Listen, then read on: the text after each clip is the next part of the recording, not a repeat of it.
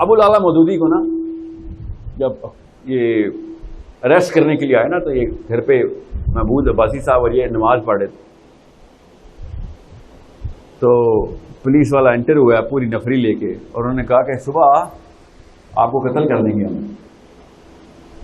صبح last day تو پھانسی ہے، آپ کو ہم مار رہے ہیں صبح۔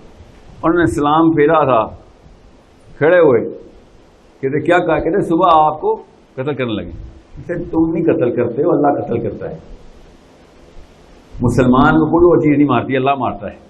اور جب مجھے پتا ہے کہ جب میرے اللہ نے مارنا تو تو نے کیا بچا لینا ہے، اور میں نے کیا بچا لینا ہے، تو تو نہیں مجھے قتل کرے گا، فکر نہ کر، تو کام کرنے آئے تو کر رہا تھا، یہ نہ بتا کہ تیرے پاس کوئی ایسی پاور ہے جو اللہ کے پاس ہے، خالی تیرے پاس کوئی پاور نہیں ہے، دیکھتے ہیں جب مرنا ہوگا تب مرنا ہوگا۔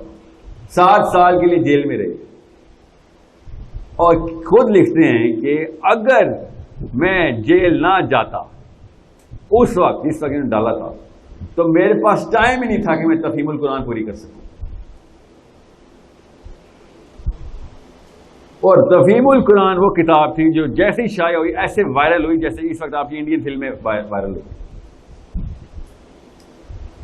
بچہ آپ کی عمر کے لڑکے تفہیم القرآن ایسے پڑھے تھے جیسے اس وقت آپ یوٹیوب پہ ویڈیو دیکھتے ہیں۔ ابھی بھی پچھلے 2017 کی بات بتا رہا ہوں، پچھلے 2017 میں بھی تفہیم القرآن واز دا ہائیسٹ سیلنگ تفسیر۔ آپ سمجھ رہے چھوٹی سی کتاب آ گئی تھی تفہیم القرآن،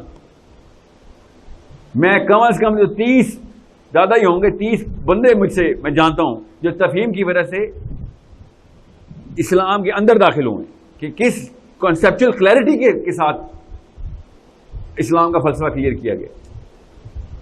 اور دنیا میں تو چلیں سب سے زیادہ وائرل تفسیر ہو سکتی، پاکستان میں سب سے زیادہ جس تفسیر کے خلاف لکھا گیا ہے وہ تفہیم القرآن ہے۔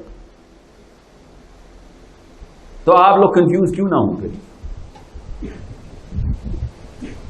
دنیا میں ایک شخص جس کے خلاف سب سے زیادہ لکھا گیا نا ہسٹری میں، وہ پتہ کون ہے؟ جس کے خلاف سب سے زیادہ لکھا گیا ہے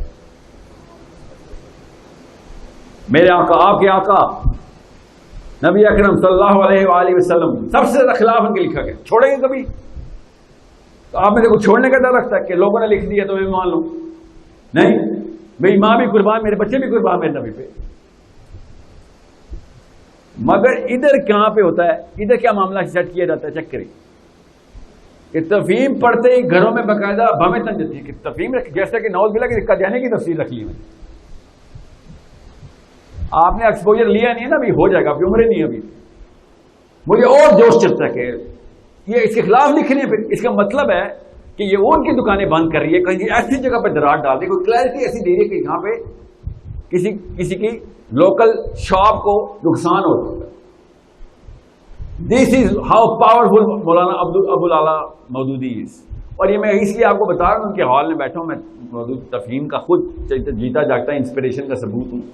تفہیم کی وجہ سے جو جدت، میں بھی آپ کو نہیں پتا، میں بھی نوکر زونگ میں نوکر، تو سے پہلے ٹیلنور میں، تو سے پہلے کینیڈا میں بھی نوکر پیش آدمی تھا، نوکری پیش آدمی تھا۔ اپنے باس کو خوش کرنے کی ٹیکنیک سنجیدات کی نہیں تھی میں نے، یہاں تک کہ مجھے یاد ہے کہ میرے ایک اسٹوڈنٹس اس طرح آپ کی طرح آتے ہیں، تو میرے اسٹوڈنٹ نے لیکچر کے دوران کام سر نے پوچھا کہ سر آپ زونگ میں کیا کرتے ہیں؟ تو میں نے کہا بچوں سے تو نہیں جھوٹ بولوں گا، تو میں نے کہا میں پالیٹکس کرتا ہوں۔ کہتے آپ نے پڑھا کیا ہوا؟ میں نے کہا پچھلے 8 سال سے پولیٹیکل سائنس پڑھا۔ تو آپ کی زندگی کا مقصد کیا؟ میری زندگی کا مقصد ایک ہی ہے کہ روز میرا باس میرے سے خوش رہے۔ کیوں؟ اس سے کیا ہو جائے گا؟